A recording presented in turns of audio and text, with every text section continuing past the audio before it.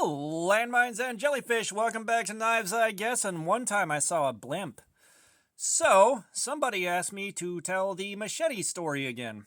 And, for those of you that don't know, and, some of y'all haven't seen this yet, but this is about the Cold Steel Bowie machete. I did a Fixed Blade Friday on it a while ago. I believe it was Fixed Blade Friday. But, so this thing is a machete. It is basically a very, very large Bowie knife from Cold Steel. And I have this, I have the Copus, and I have the Cavalry Saber. And so the long version of a story is years and years ago, I went to a camp out. Now this was a big group event, and there's probably about 60, 70 people there. And when I got there Saturday morning, everybody else had been there overnight, and no one built a fire. Nobody built the outdoor version of TV. And there's a lot of grown men there that did not bother building a fire. And these are people I no longer make eye contact with. They're off the list. But I saw this, and I had all three machetes with me because I was going to go out into the woods and try them out. It was the first chance I had to play with them since I got them. And I was really excited about the Cavalry Saber machete because that thing is big and it's cool as hell. And so I put all three machetes on my belt. And I go into the woods, and I find a viable candidate for something I can break down and start a fire with. So I bring it out to the area near the campfire and lean it up against a tree, and I start chopping at it with this. And by about the third swing, it skipped off and swung around to down at waist height, and it caught me right here. I saw bone before it filled with red.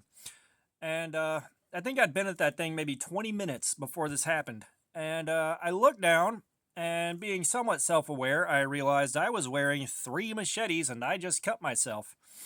My pride was already very injured, but to avoid adding insult and more injury to injury, I very quietly walked back to my van, took my belt off, put all three of the machetes back up, and then went and asked for help.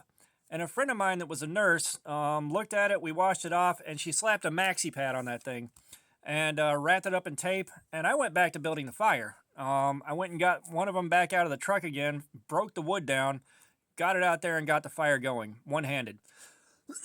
And so I stayed there for the rest of the 3-day excursion, and I'm out there playing cornhole with a gimped-up arm. I'm walking around, I'm talking to everybody, and the thing is I can't tell whether it just didn't hurt that much at the time or if I've been through so much that pain doesn't register the way it should, because a lot of times pain doesn't show up the way it does for everybody else. You know, I had a 5mm kidney stone. I was as calm as could be the whole time. The worst it got was I laid down trying to find a position that relieved some pain, and I was just quietly begging them to hurry up and get me back to a room.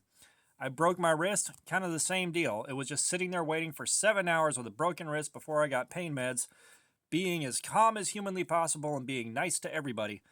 And, I got home from that, and because I didn't have insurance and I was too broke to even think about paying for a hospital visit, I never went and got it looked at. It probably needed stitches, but it didn't get them. I changed the maxi pad out once during the camp out. And when I got home, I got some gauze and kept it bandaged up in Neosporin to all holy hell. And eventually it healed up to this right here. And I can still feel it pull on a tendon, so something probably didn't heal up 100% right. However, it doesn't affect my quality of life, so I don't worry about it. But that's the story of this thing taking a nice bite out of me. And it sucked. Like, when it happened, it was just like, we're doing this again? All right. And it wasn't it was a big deal, but it wasn't the big deal it would be for everyone else. And it didn't really become a bigger deal until I was halfway through healing up and it wouldn't finish healing and I was getting sick and tired of it. So, I still love this thing, but it's tasted blood and now it wants more, so I'm very careful with it. And, yeah, that is the story of how this thing cut the crap out of me. All that being said, thanks for looking at my crap. Thank you for the subscribers. You guys are awesome. It is very humbling to see people coming in and watching these things. Thank you for the comments. I love some feedback. And all that being said, y'all have a nice day.